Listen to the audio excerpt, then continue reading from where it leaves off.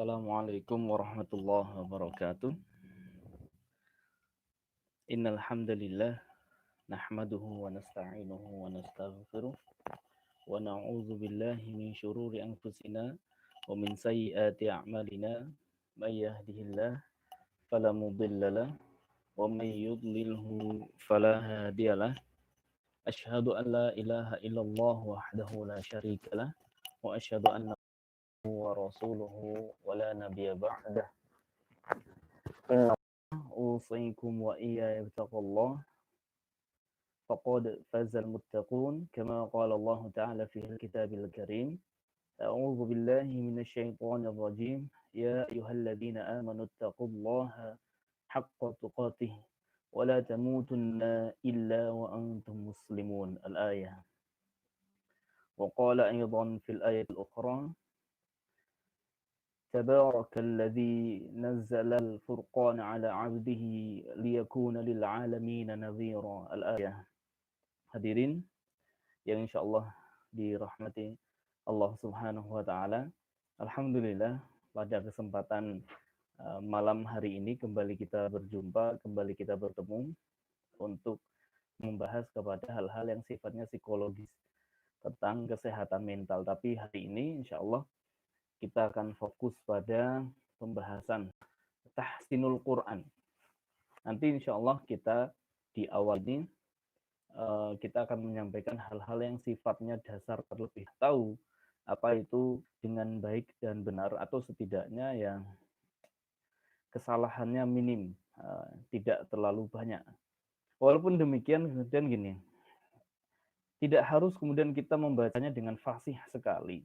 Ya semampunya kita saja. Dalam membaca Al-Quran itu kita membaca semampunya saja. Kita misalnya bisa fasih membaca, ya oke kita fasih membaca. Tetapi kalau kita tidak bisa fasih atau belum bisa fasih membaca, setidaknya kita belajar bagaimana sih agar bacaan Quran kita itu menjadi fasih kan gitu. Nah, tapi ya kembali tadi bahwa kita itu dalam membaca Al-Quran tergantung kemampuan kita masing-masing. Karena kemampuan kita berbeda-beda. Misalnya kemampuan Anda dengan kemampuan saya, dengan kemampuan yang hasil yang berbeda, kemudian menghasilkan cara baca yang berbeda juga. Tapi setidaknya kita ya tadi terus belajar untuk memperbaiki bagaimana bacaan kita itu menjadi minimal sekali, ya kita meminimalisir kesalahan. Karena kemudian Allah pun tidak membebankan kepada kita sesuatu yang tidak kita mampu. Jadi firman Allah kan begitu, la yukallifullahu nafsan illa wus'aha. Jadi Allah itu tidak membebankan kepada kita atas kemudian apa yang tidak kita mampu. Maka termasuk dalam membaca ini juga kalau kita mampu fasih, kita mampu mesti seperti para ulama, seperti para ulama qura misalnya, mereka yang fasih bacaannya, banyak hafalannya, ya tidak apa-apa kita kemudian seperti itu. Tetapi kalaupun tidak, ya kita setidaknya menggugurkan kewajiban kita untuk belajar tentang salah satu dari cabang keilmuan Al-Quran, yaitu tentang ilmu tajwid atau tahsin yang sering kita dalam kehidupan sehari-hari lebih mengenalnya dengan istilah tajwid. Tapi tajwid dan tahsin itu kan sama saja sebenarnya.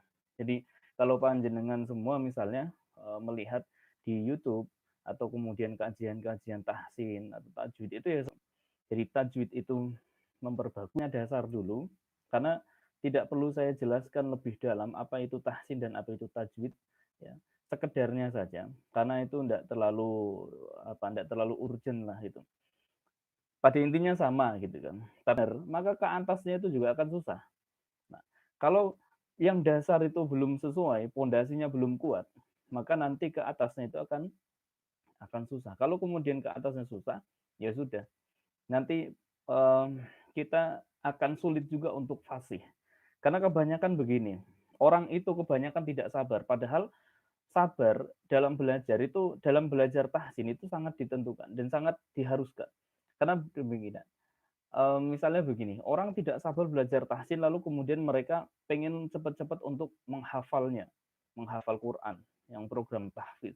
Atau kemudian orang belum fasih bacaannya tapi kemudian karena dia senang dengan nagomnya, ya, dengan nagom-nagomnya, dengan nada-nada lagu dan lain sebagainya, Akhirnya mereka kemudian belum fasih bacaannya, tapi sudah belajar tentang apa itu nada bayati, kemudian jiharka, ros, sika, dan lain sebagainya. Padahal harusnya dasar mereka harus selesai dulu gitu loh. Nah kalau dasarnya belum selesai ya maka ke atasnya tidak akan pernah tingkatan tahfizul Quran misalnya. Sudah sampai pada tingkatan menghafal. Tapi ketika ditanya misalnya makhrajnya huruf po misalnya di mana? Tidak tahu. Itu kan kacau. Jadi itu sesuatu yang muskil ya. Nah, maka jangan begitu. Maka kita dasar-dasar dulu, step by step, lalu kemudian kita nikmati saja pembelajaran itu. Jadi sekali lagi kembali ke tadi bahwa tahsin itu ya modal dasarnya itu ya sabar. Kita kalau belajar, sebenarnya belajar apapun, kalau nggak sabar itu ya nggak akan menuai hasilnya kan gitu. Karena man sobaro wafiron. Jadi siapa yang orang sabar itu, dia akan mendapatkan kebahagiaan. Jadi kalau kita rutin mengulang-ulang huruf dari huruf satu ke huruf yang lainnya, kita rutin mengulang memurojaah materi-materinya, insya Allah ya itu yang kemudian membekas buat kita. Karena tahsin itu masalah habit, kebiasaan. Jadi kalau kemudian kita sudah membiasakan, insya Allah nanti akan menjadi mudah buat diri kita. Maka susah atau mudah itu persepsi saja. Nah, maka kembali ke tadi bahwa kita fokus pada kesempatan hari ini adalah lebih ke membahas tentang makhorijul huruf yang ini dasar sekali dan harus kita hafalkan, harus kita pahami, harus kita perhatikan agar kemudian tadi kita naik stage by stage-nya akan lebih mudah ketika kemudian bacaan yang fasih terkait dengan bacaan Al-Quran tadi. Baik, kita mulai saja materi tentang makhorijul huruf itu karena waktunya juga kita terbatas. Nanti mungkin juga kalau ada selesai. Baik, berbicara tentang makhorijul huruf, memang ada perbedaan pendapat di kalangan para ulama, tapi setidaknya kitab Matan Jazariyahnya. Jadi makhorijul huruf sab'ata asyar. Jadi makhorijul huruf itu ada 17 tempat. Secara umumnya begitu. Secara khususnya begitu. Nah, itu yang kemudian ikhtibar atau yang kemudian menjadi jumhur pendapat para ulama. Ya, maka nanti kita akan pelajari dari satu persatunya. Baik, dari makhrajul huruf itu yang secara khusus tadi kan ada 17. Lalu kemudian yang secara umum itu para ulama juga membaginya menjadi 5. Yang khusus tadi ada 17, lalu kemudian yang umumnya ada 5 rongga mulut. Ini al-jauf. Ya. Lalu kemudian yang kedua ada al-halq. Al-halq adalah tenggorokan. Kemudian yang ketiga yaitu adalah al-lisan. Al-lisan adalah lidah. Yang keempat ada asyafatan, 2 bibir. Lalu kemudian yang kelima ada al-khayshum, ya, rongga tenggorok, rongga hidung. Nah, itu adalah 5 makhraj yang sifatnya umum. Tadi ada al-jauf, ada al-halq, kemudian ada al-lisan, kemudian ada asyafatan, dan ada al-khayshum. Baik, sebelum nanti kita lebih jauh kita membahas tentang yang sifatnya lebih khusus tentang makhorijul huruf itu, ya, nanti al-jauf itu hurufnya apa saja, kemudian al-halq juga hurufnya apa saja, al-lisan apa saja, asyafatan apa saja, dan lain sebagainya. Sebelumnya begini, kita belajar makhorijul huruf itu penting sekali untuk kita pelajari dan kalau bisa ya kita hafalkan. Kenapa? Tadi saya bilang gini. Jadi makhorijul huruf itu agar kemudian kita tahu di mana tempat satu huruf itu berada. Tempat satu huruf itu berada, lalu kemudian perbedaannya dengan huruf-huruf yang lainnya seperti apa. Kalau kemudian kita tidak tahu, maka bisa nanti kemudian kita terjebak pada menyamakan 2 huruf tadi, yaitu huruf hamzah, minasyaitonirrajim. Jadi huruf ainnya tetap dibaca ain, dan huruf hamzahnya tetap dibaca huruf dengan huruf yang lainnya. Baik, kita lanjutkan kepada yang tadi, bahwa Tadi sudah saya sampaikan ada lima makhraj yang sifatnya umum. Ada al-jawf, ada al-halq, kemudian al-lisan, asy-syafatan, dan al-khayshum. Ini juga harus dihafalkan.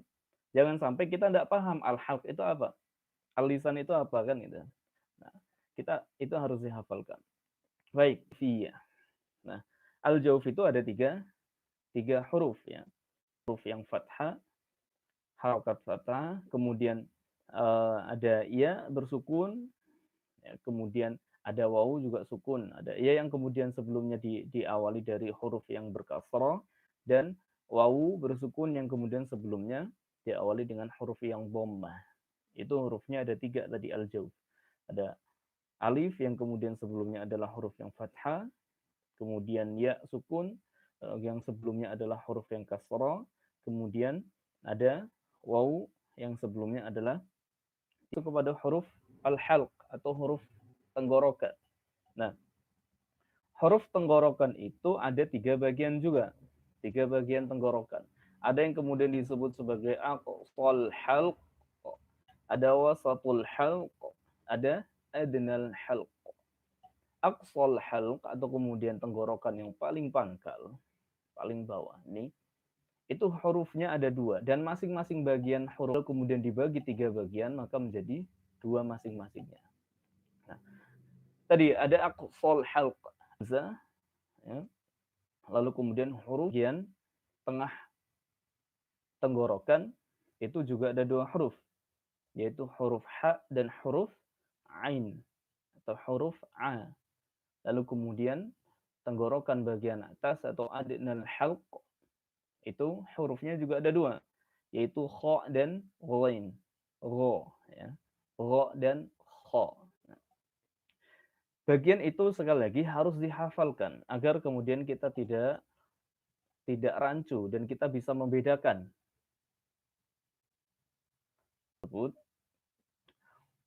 Bagian yang pertama adalah aqsal halq atau tenggorokan yang paling pangkal. Nah, tenggorokan dia makhrajnya yang paling dalam. Maka dia makhrajnya yang paling dalam sehingga kemudian bunyinya menjadi tebal, tetapi bukan tebal yang disebabkan oleh nafas yang keluar. Baik.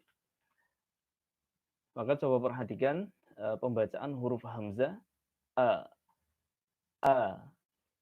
a, tapi tidak terlalu tipis juga.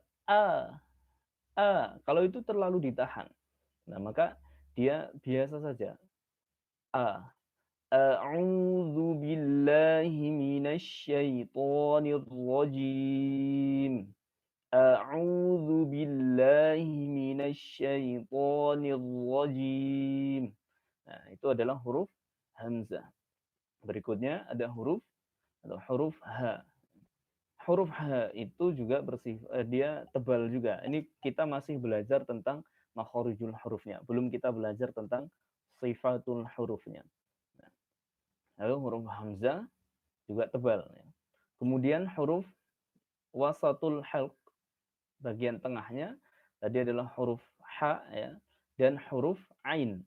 Ada 2 huruf kha. Kalau huruf kha memang dia nanti kalau kita belajar sifatul huruf kha itu memang itu tidak tebal yang seperti orang baca terlalu menahan juga, lepaskan saja.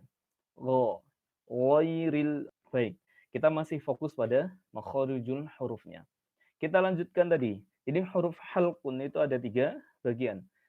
Ada aqsal halq, ada wasatul halq, kemudian ada adnal halq. Nah, kita masuk lagi kepada huruf makhraj yang berikutnya, yang ketiga, yaitu tentang al-lisan. Makhraj al-lisan ini adalah makhraj yang paling banyak sekali di antara makhraj yang lainnya. Makhraj al-lisan itu ada 4 bagian. Ada 4 bagian. Bagian yang pertama adalah aqsal lisan, adalah bagian lidah yang paling pangkal. Bagian lidah yang paling pangkal. Dan ini hurufnya hanya ada 2. Wasatul lisan, atau huruf lidah bagian tengah. Nah, Huruf lidah bagian tengah itu ada 3 huruf, yaitu huruf shin, huruf ya, dan huruf jim. Ingat, huruf wasatul lisan atau lidah bagian tengah itu ada 3. Shin, jim, dan ya. Maka cara membaca 3 huruf ini adalah ketika membaca huruf 3 ini, tengah lidah agak naik. Maka ketika membaca huruf ya bukan ya datar saja, itu datar. Enggak. Tetapi ya, ya, ya, agak tengah lidahnya agak dinaikkan sedikit. Ya ayyunya agak sedikit naik. Huruf jim juga sama. Ya, ji, yu. Bukan ja, ji, ju. Yang kebanyakan orang membacanya begitu. Desisnya terlalu banyak keluar. Kemudian desisnya terlalu banyak keluar, itu justru akan merusak sifat. Ya, makhrajnya juga hilang. Kenapa? Ya tadi, makhrajnya huruf jim adalah di tengah lidah. Karena dia di tengah lidah, maka bagian tengah lidahnya agak dinaikkan sedikit. Ja, ji, yu, baji. Ya. Desisnya pun berkurang, bukan ja, ji, ju, baj. Ya, coba bayangkan kalau kita baca begitu, wah bisa kacau tuh kan. Tapi ya coba praktikan ja, ji, ju, baji. Ja, ji, ju, baji. Nah, seperti itu. Karena ini banyak sekali pembacaan masyarakat kita yang terlalu mengeluarkan desis bunyi nya tadi. Sehingga bunyinya menjadi ja, ja, nah, kan begitu. Padahal tidak seharusnya seperti itu. Agak kurangi lagi desis nafas dan desisnya tadi. Insya Allah sudah cukup. Gitu. Baik, kemudian saya lanjutkan. Tadi sudah huruf jim ya, 3 huruf bagian wasatul lisan. Ada tengah lidahnya. Ada hurufnya menjadi 3. Jim, ya, shin. Cara membaca huruf shin juga seperti itu. Jadi bukan sya, sya, da, tapi agak dinaikkan tengah lidahnya. Sya, sya, sya. Ya. Jadi menjadi lebih tebal. Terlebih nanti kalau kita berbicara lebih detail pada pembahasan sifatul hurufnya, maka di situ akan lebih jelas lagi. Yang penting nanti teman-teman semua paham dan sebisa mungkin kalau bisa dihafalkan, ya. Ya setidaknya minimal sekali paham. Oh ya memang syukur-syukur dihafalkan bagian-bagian tadi itu lebih bagus lagi. Baik, selanjutkan lagi. Ada kemudian bagian lisan atau bagian lidah yang ketiga adalah hafatul lisan. Hafatul lisan itu hurufnya hanya ada 2, yaitu huruf lam dan huruf bo. Huruf lam dan huruf bo. Hafatul lisan adalah pinggir lidah. Ini lidah bagian pinggir kanan kiri, ini hafatul lisan. Nah, maka ketika membaca 2 huruf tersebut, lam dan huruf bo, itu bagian pinggir nempel ke bagian giginya.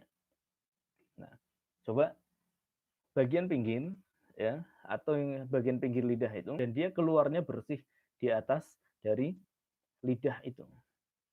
Baik. Tadi adalah huruf atau makhraj hafatul lisan.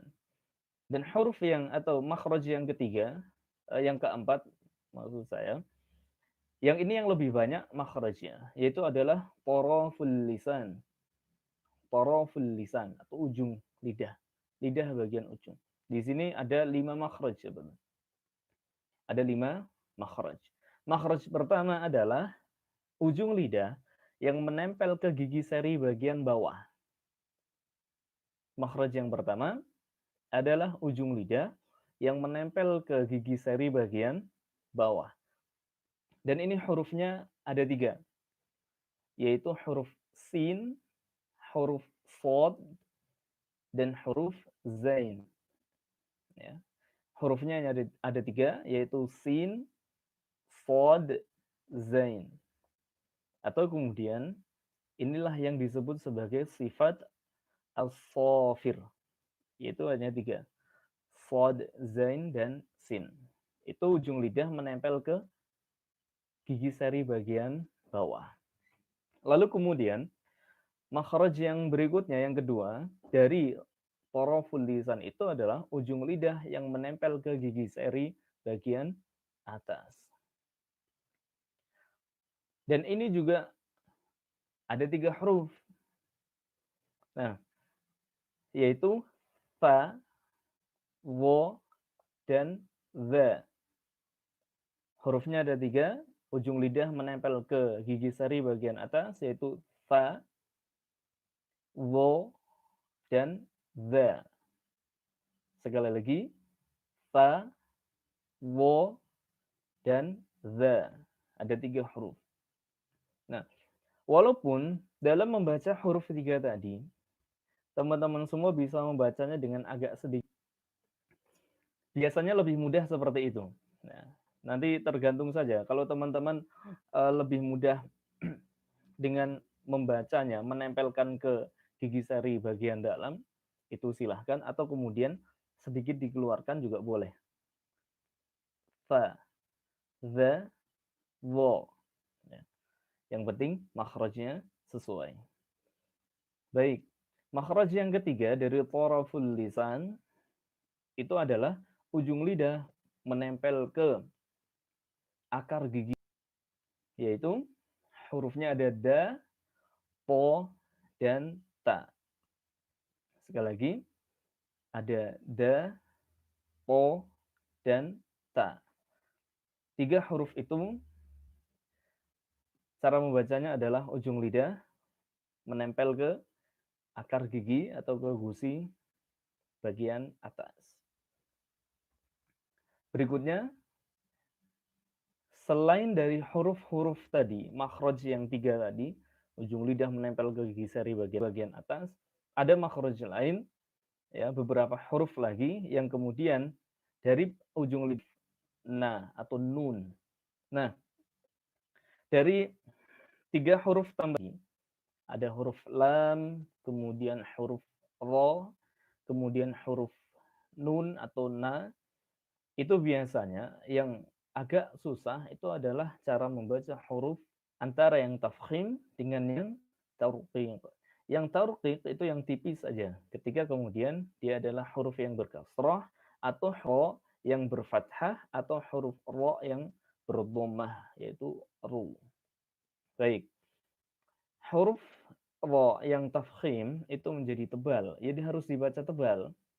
Ya, karena memang makhrajnya sebenarnya sama. Hanya kemudian posisi lidahnya yang agak berbeda. Jadi gini, kalau membaca huruf ro yang tafkhim, yang tebal, itu lidahnya agak agak nekuk ke bawah sedikit. Sehingga kemudian membacanya, lidah itu tidak lurus saja ketika menempelkan ke langit-langit bagian atas. Nah, coba perhatikan, agak berbeda sekali ketika membaca huruf ro yang tafkhim dengan yang tarqiq. Misalnya begini, ro, atau agak sedikit dihilangkan lagi getarannya, wo, wo, wo. Nah, teman-teman semua bisa membaca dengan yang pertama, yaitu getarannya sedikit sekali, wo, atau kemudian yang getarannya agak lebih banyak, ro. Ya, itu tebal, ri. Ya. Konsekuensinya begini, ketika membaca huruf ro yang bersukun, juga harus dibaca tebal. Misalnya begini, Allahu Akbar. Allahu Akbar. Tidak boleh dibaca Allahu Akbar. Ber. Itu tipis, tidak boleh begitu. Kenapa? Walaupun dia ro-nya bersukun, tetapi diawali dari huruf yang berfathah. Maka dia harus dibaca tafkhim, harus dibaca tebal. Nah, jadi biasanya orang ketika membaca takbir misalnya, yang harusnya tebal, kemudian dibacanya tipis. Allahu Akbar. Itu tipis, tidak boleh. Kalau dalam kaidah ilmu qiraat itu salah. Ya, tetapi kalau dalam masyarakat umum kan ya namanya masyarakat umum gitu kan. Tapi kalau bisa ya diperbaiki gitu loh. Jadi tidak bisa, jangan kemudian dibaca seperti tadi Allahu Akbar, tipis sekali. Ya, agak dipertebal. Allahu akbar. Allahu akbar. Nah, lebih tebal. Atau misalnya begini, dalam surah Al-Kautsar juga seperti itu. Inna a'tainakal kautsar fasalli li rabbika wanhar inna syani'aka huwal abtar. Jadi tidak boleh dibaca inna a'tainakal kautsar. Jadi fasalli li rabbika wanhar inna syani'aka huwal abtar. Itu kan tipis semua itu. Nah, itu menyalahi kaidah qiraat tadi. Tapi ya tadi, memang belajarnya berproses saja. Tapi saya dalam hal ini berkepentingan untuk menyampaikan apa yang kemudian kami pelajari dari guru-guru kami seperti itu. Jadi ro dia dalam kondisi apapun kalau dia tafkhim ya harus dibaca, kalau berbomah ya tetap tafkhim. Sekarang problemnya begini, ketika membaca huruf ro tadi. Masalahnya begini. Ini walaupun sebenarnya ya dibilang masalah enggak masalah. Misalnya, ketika membaca huruf arbun misalnya, tetapi diwakafkan fil arb. Gimana cara bacanya tuh? Biasanya orang kalau tidak ro-nya jadi tipis, bo-nya hilang. Fil arb. Nah, harusnya tetap dibaca. Bo-nya harus tetap ada. Nah, walaupun tidak mudah. Kenapa? Ya karena dua hurufnya itu tebal semua. Ro-nya yang tebal, bo-nya juga tebal. Lalu bagaimana biar ketika huruf tadi diwakafkan misalnya, kalimat ardun itu diwakafkan. Kalau kemudian fil ard langsung masuk ke bo-nya, itu ro-nya walaupun tidak terlalu jelas, dia tetap tebal, tetap ada. Walaupun sebenarnya tidak benar juga cara seperti ini. Yang benarnya ya melatih. Kemudian kita latih bagaimana cara kita membaca yang benar gitu. Bagaimana huruf ketika ro sukunnya tetap tebal, bo-nya juga tetap ada. Fil ard atau kemudian lebih tebal lagi fil ard. Nah, jadi ro-nya tetap tebal dan bo-nya juga tetap tebal. Jangan kemudian fil ar itu lepas, bo-nya hilang. Nah, itu ada beberapa orang, mungkin bahkan kemudian bisa dibilang kebanyakan orang membacanya salah ketika membaca kalimat-kalimat yang seperti itu. Nah, misalnya ini. Lillahi ma fis samawati wa ma fil ard. Fil ard. Ya.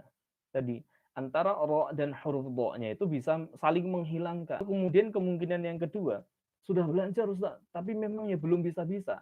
Nah, kalau kondisinya yang tadi, kita sudah belajar, tapi memang belum bisa-bisa, ya qadarullah. Kita belum bisa-bisa, yaitu ma'fu, insya Allah. Walaupun kemudian salah, tapi kita sudah berusaha belajar. Nah, yang parahnya lagi, ya sudah salah, kita tidak mau belajar lagi. Nah, udah parah lagi, sudah salah, nggak mau belajar, senang nyalahin orang. Wah, ini kan kacau banget. Dan itu banyak orang yang seperti itu. Itu cek aja, mufti Instagram ya ada gitu. Nah, itu parah sekali. Jadi, apa namanya, setidaknya kembali tadi, bahwa kita ya berusaha belajar semaksimal mungkin, semaksimal kita bisa. Kalau kemudian belum bisa-bisa, ya sudah, itu bukan urusan kita lagi. Urusan kita adalah terus belajar. Nah, contohnya adalah huruf atau kalimat yang susah untuk bukan susah sekali lagi, tapi dipelajarinya sulit. Ya sama, susah dan sulit ya. Apa ya, butuh, harus kita biasakan. Tapi sekali lagi pada kesempatan kali ini kita lebih fokus pada makharijul hurufnya. Nanti saudara-saudara semua bisa mengajukan pertanyaan dan kita diskusi selebihnya kalau misalnya ada yang mau ditanyakan. Baik, saya lanjutkan saja. Tadi kita sudah sampai pada makhraj, kemudian ada beberapa makhraj tambahan di situ atau beberapa makhraj di situ. Nah,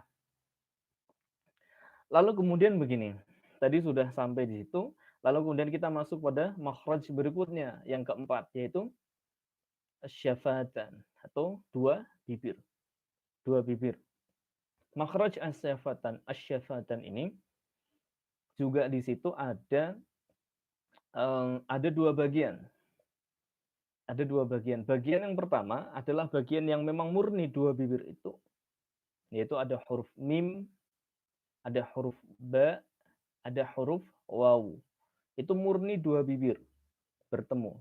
Lalu kemudian ada satu makhraj yang di situ adalah bertemunya gigi seri bagian atas dengan bibir bawah, yaitu huruf fa, fa, fa, ya. Jadi gigi atas atau kemudian gigi seri bagian atas bertemu dengan eh, apa namanya punggung lidah bagian bawah. Fa, fa. Ya. Baik, kita lanjutkan saja karena waktu semakin mepet. Kemudian makhraj yang terakhir atau yang ketiga, yang kelima maksud saya adalah makhraj al-khayshum. Nah, makhraj al-khayshum adalah rongga hidung. Maksudnya adalah ketika membaca huruf tersebut, jadi udara itu menggumpal di bagian rongga hidung. Hurufnya hanya ada dua, yaitu huruf nun dan huruf mim. Maka coba kalau teman-teman semua baca huruf nun, na, ma, itu mesti itu bergetar. Ya. Kenapa? Karena memang sempurnanya huruf gunnah bukan hanya huruf mim sebenarnya, tetapi huruf yang gunnah. Nanti huruf gunnah itu banyak. Ada yang memang gunnah yang asli, nun, mim. Lalu kemudian ada yang ketika dalam kondisi ikhfa itu juga nanti ada dengunya. Nanti juga ada lalu kemudian yang kondisi-kondisi yang lainnya. Tetapi secara umum huruf atau makhraj al-khayshum itu adalah makhraj sempurnanya dua huruf tadi, yaitu huruf nun dan huruf mim. Tapi huruf yang lainnya tidak. Kenapa? Karena huruf yang lainnya adalah keluar dari rongga tenggorokan dan rongga mulut atau al-jauf tadi. Maka coba baca huruf a, ba, ta, sa, ja, ha, kho. Maka tidak ada getaran di bagian hidung kita. Kenapa? Karena memang udaranya dia tidak keluar melalui rongga hidung. Tapi coba nanti saudara perhatikan ketika membaca ain, coba ketika pegang a, kebanyakan di antara kita, misalnya kenapa bisa begitu? Dan saya kira cukup itu penjelasan ringkas tentang makharijul huruf atau makhraj dalam huruf yang harus kita perhatikan dan harus kita pahami. Nanti harapannya sekali lagi ya kalau saudara-saudara mau hafalkan silahkan dan itu bagus, lebih bagus yang dihafalkan. Nanti kalau tidak hafal ya tadi akan susah. Misalnya huruf nun, oh makhrajnya di mana? Huruf lam makhrajnya di mana? Kita padahal sudah pada taraf belajar sifatul huruf. Ketika kemudian kita sudah pada taraf belajar sifatul huruf, ya sudah makhraj itu sudah clear semua. Sudah selesai gitu loh. Nah, nanti fokusnya menghafal sifatul huruf, sifat-sifat dari masing-masing huruf itu.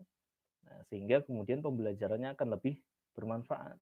Kalau kemudian kita belajar kita lupa, lalu kemudian naik berikutnya kok belum matang pembelajarannya, nanti akan berbahaya.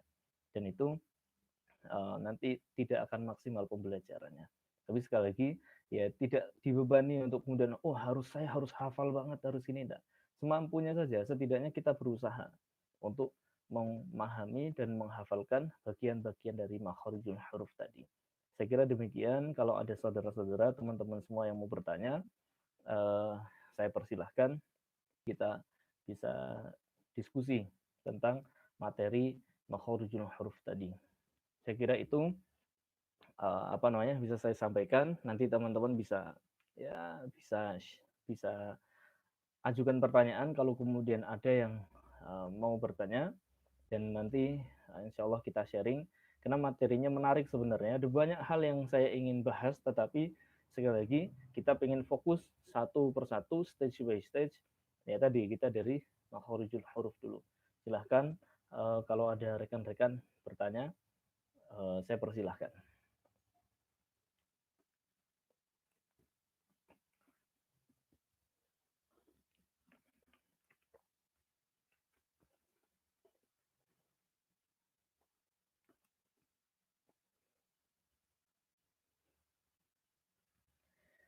Gimana? Tidak ada yang bertanya? Kalau tidak ada, ya nanti saya sudahi materinya yang diupload diunggah setelahnya. Nanti insya Allah di situ ringkasan penjelasan tentang makharijul huruf tadi, dan mudah-mudahan Quran untuk saudara-saudara semua. Karena ya apalah artinya kemudian ketika kita hidup lama tetapi kita tidak pernah sama sekali mempelajari Al-Quran. Jadi minimal saja kita pernah belajar Quran. Jadi nanti kalau kita di akhirat itu ditanya sama Allah pernah belajar Quran, ya kita paling tidak bisa jawab bahwa saya pernah belajar Quran gitu loh. Saya pernah mempelajari Quran. Walaupun mungkin masih sedikit, ya tidak apa-apa, tapi pernah, paling tidak pernah, sehingga kemudian ketika kemudian masanya kita di akhirat, satu waktu mudah-mudahan Al-Quran bisa menjadi syafaat untuk kita semua. Kita kemudian dikenal oleh Quran, oh iya itu hamba engkau yang kemudian pernah belajar Al-Quran. Setidaknya kemudian kita mendapatkan pertolongan itu. Terima kasih. Bila mau ada salahnya, ini ada ulangi untuk bagian huruf tha, zal.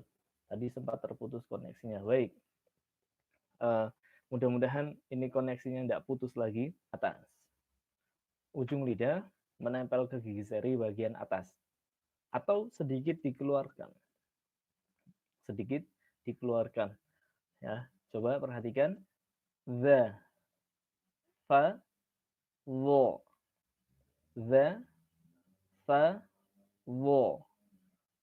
The, fa, wo. Nah. Jadi sekali lagi ujung lidah kita mempelajarinya begini. Kalau sifat itu, oh nanti huruf zal ini dia cara membacanya apakah jahr atau kemudian hams. Zal, fa, wo itu ada di ujung lidah menempel ke gigi seri bagian atas atau sedikit mengeluarkan. Sedikit keluar. Fa, the, wo. Fa, the, wo. Itu boleh. Baik. Huruf ra, tafkhim dan tarqiq. Tadi belum paham. Baik. Baik, memang ya tadi huruf ra itu unik ya. Dia butuh sentuhan khusus gitu. Baik. Huruf ra yang tarqiq dan tafkhim. Ra yang tarqiq itu adalah ra yang dibaca tipis. Apa kriteria dibaca tipis? Dibaca tipis itu ketika getarannya lebih banyak. Ri.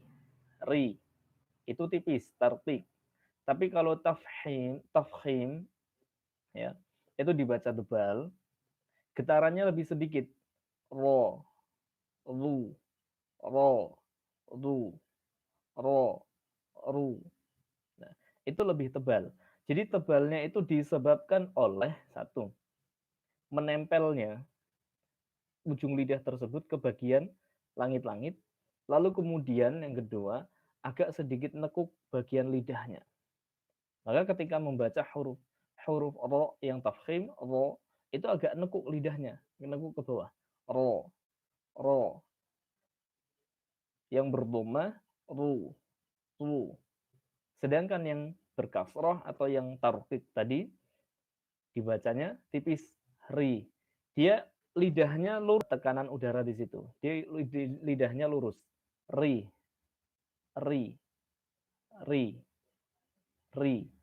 Nah, sekali lagi yang diulangan getaran yang lebih banyak.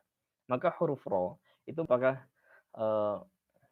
sudah bisa dipahami atau masih dipertanyakan lagi? Silahkan.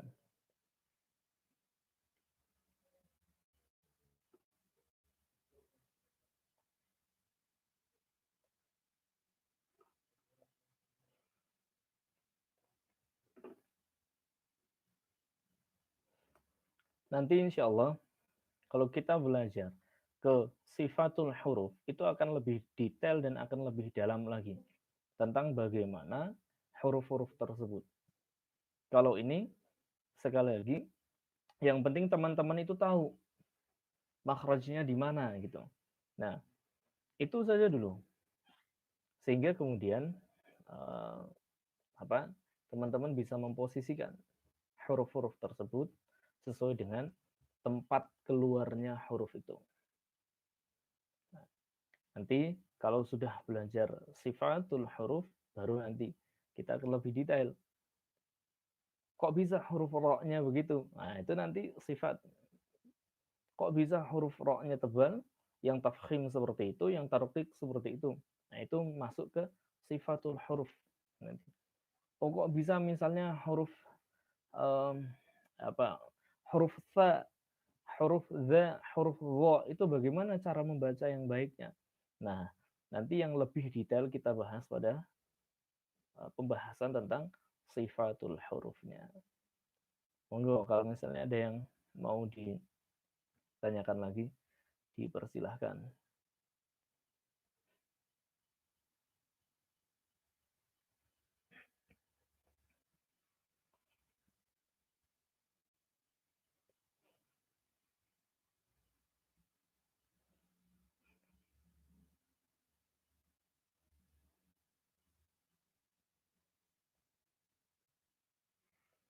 Gimana?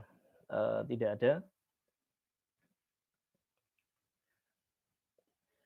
Ya, mudah-mudahan insya Allah pada pertemuan yang akan datang kita bahas detail tentang sifatul huruf. Nanti insya Allah kita akan bahas, dan kita itu biasanya budaya begini. Sebenarnya kajian online ini kan saya lebih dikarenakan kebutuhan untuk jamaah-jamaah saya di Batur dan di Banjarnegara. Sehingga kemudian karena kondisinya seperti ini, saya pikir untuk bikin kajian online saja, kajian online tahsinul Qur'annya. Tapi baiklah, ini akhirnya kemudian kita untuk umum satunya itu. Ya, kemudian nanti ada referensi-referensi yang lain yang kemudian menjadi tambahan dan penyempurna dari referensi matan jazariyah itu. Nah, jadi kalau ada saudara-saudara, teman-teman yang memang punya kitab matan jazariyah, ya nanti dibaca-baca saja di rumah. Nanti sehingga ketika kemudian pembelajaran gitu. Karena begini, belajar tahsin itu adalah sesuatu yang tidak bisa belajar secara otodidak. Belajar tahsin itu harus ada bimbingan, ada irsyadul ustaz, itu kalau kemudian kata Imam Asy-Syafi'i ya. Jadi ada bimbingan dari ustaz. Belajar tahsin itu harus ada bimbingan. Kenapa? Dia berkaitan dengan periwayatan. Dan ini harus ada kemudian tanggung jawab ilmiah dari seorang guru kepada muridnya, dan dari seorang murid yang belajar kepada guru. Memang harus ada bimbingan. Tidak bisa tidak. Maka coba bayang dan bandingkan saja, lihat saja. Orang yang belajar tahsin dengan guru, dan bandingkan dengan orang yang belajar tahsin dengan tidak dengan guru, tentu akan berbeda. Bahkan sama-sama belajar dengan guru, tetapi dengan guru yang berbeda kualitas itu juga akan berbeda. Misalnya satu gurunya belajar sama mereka, ya kalau bisa memang kita belajar dengan guru-guru yang memiliki sanad bacaan dan sanad hafalan yang baik, agar kemudian materi atau apa namanya pembahasan insya Allah kesalahannya dia lebih sedikit dibandingkan dengan yang belum memiliki sanad. Tapi sekali lagi, kalau kemudian kami belum ada guru yang bersanad, ya sudah belajar dengan guru yang ada saja. Kalau kita bisa belajar keluar, ini cerita saja sebagai penutup mungkin ya. Beberapa orang itu dari Banjar dan dari beberapa wilayah kemudian datang ke Jogja, lalu kemudian menemui saya bilang, saya mau belajar. Belajar apa?